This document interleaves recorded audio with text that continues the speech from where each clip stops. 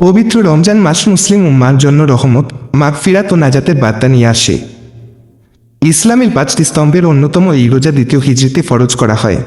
মহান আল্লাহ তাআলা কোরআনে ঘোষণা করেছেন, হে ঈমানদাররা, তোমাদের উপর রোজা ফরজ করা হয়েছে যাতে তোমরা তাকওয়া অর্জন করতে পারো।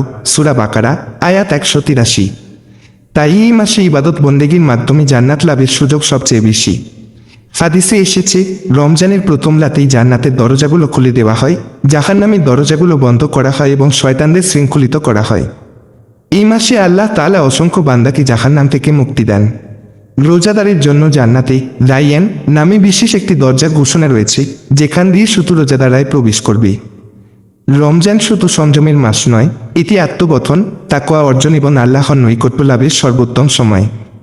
এই সুযোগকে কাজে লাগিয়ে বেশি বেশি নেক আমল করলে আল্লাহ তাআলা আমাদের সবাইকে জান্নাতের পথে পরিচালিত করবেন, এই প্রত্যাশা সবার।